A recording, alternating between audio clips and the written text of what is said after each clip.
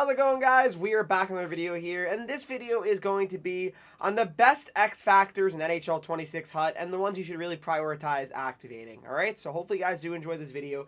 If you do, make sure you guys leave a like, subscribe. If you're new to the channel here, follow me on Twitch, Henreek. I'm live there every single day.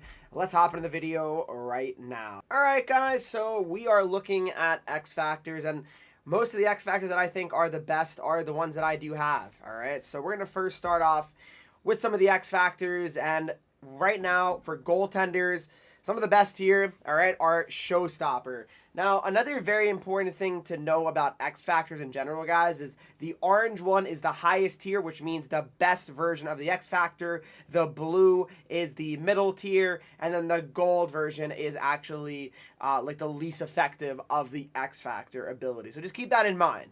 But showstopper utilizes cat-like reflexes with increased save accuracy and readiness when performing reflex saves and consecutive saves, and an increased ability to see through screens and react to deflections. Guys, this Lundqvist card, there's so many times he bails me out. So many times where, you know, the X factor lights up and I'm like, okay, wow, like that wouldn't have been saved if I had a different goalie, you know, without the X factor. And keep in mind, guys, Lundqvist is only 6'1".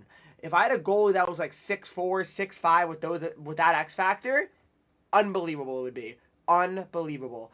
Love showstopper. I think it's one of the best X factors. Sponge, I also think is pretty good too. It absorbs shots and limits rebound opportunities with an increased ability to acquire the puck on saves and jump on pucks quicker with faster cover speeds. It unlocks additional windmill reactions and eliminates goal reactions when hit from shots up high. So that can be pretty useful as well, guys. It, you know, gives you that opportunity for your goalie to make the extra save, you know, and make kind of like the desperation save. And I think that's very important, especially, you know, with how inconsistent goalies are in NHL 26. I think it's smart to have these X factors. And that's why I like Lundqvist a lot, because there's not really any goalies that have these two X factors besides Lundqvist. Really, I'm kind of trying to say to you guys, I think Lundqvist is one of the best goalie options in HUT right now, just because of how good these X factors are, at least to me. Next up, guys, we have some other X factors. All right, we got Stick 'em Up here. All right, Stick 'em Up, I think, is pretty underrated here. You know, maybe not as good as Truculence, but Stick 'em Up is pretty nice because it obviously improves the poke check accuracy and speed, which is very important. We all know how poke checking is, yeah, it's not great so far this year. So I think that that definitely matters for sure. You want to have Stick 'em Up, no doubt about it.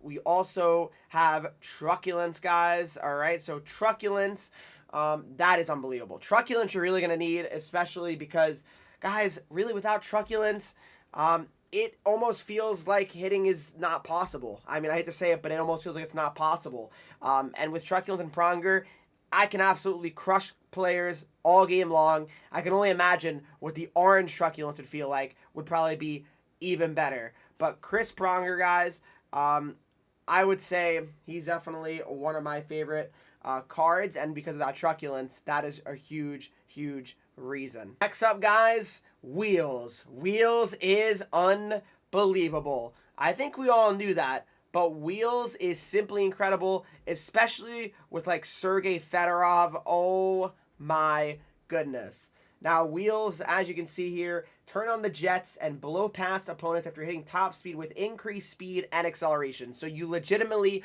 are going faster. And what's really, really good about Wheels this year is the fact that it works when you're skating back without the puck, and your AI also, it activates, right? So like say your AI defender, you know, Paul Coffey, you know, Sergei Fedorov, for example, you know, if they're trying to get back into play, their AI skates back with Wheels active, making them get back quicker.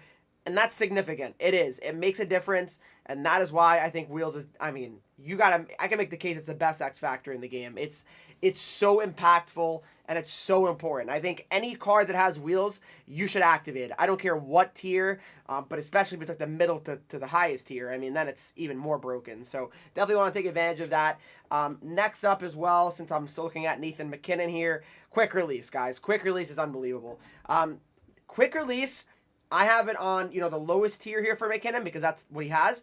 It's still very good. Like, it makes a difference. You get a unique shot animation, which is absolutely crucial and very important. Quick release is outstanding. I have it active on Naslin too. Naslin, you give him an opportunity in the slot, he's scoring like 9 out of 10 times. It's absurd. You get a breakaway with him, he's scoring 99% of the time. A quick forehand shot in front of the net, it's going to go in a very large amount of times.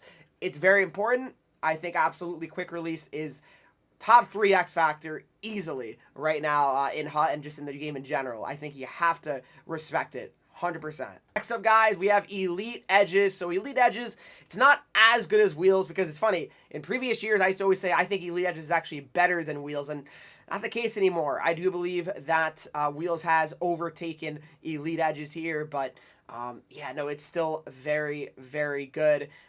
The middle tier for elite edges here, shake off opponents with explosive edge work with increased acceleration and agility while performing tight turns and sharp direction changes. So it's acceleration and agility, no mention of speed on this, so you're not really gaining speed from the elite edges on the Jack Hughes here. But it's still very, very good and very effective. Definitely, if you have cards to the elite edges, like, for example, like Brock Faber, you should probably activate it. I think it's smart. I mean, especially for defensemen, especially, it's very important, I think. Right now, I don't have it active because I don't have as much AP as maybe, you know, I would like, but it's very good. And if you, like I said, if you can activate it on Faber, you'd be in a very, very good spot. Another one, guys, that I want to mention is Quick Pick. Now, Quick Pick's actually pretty good.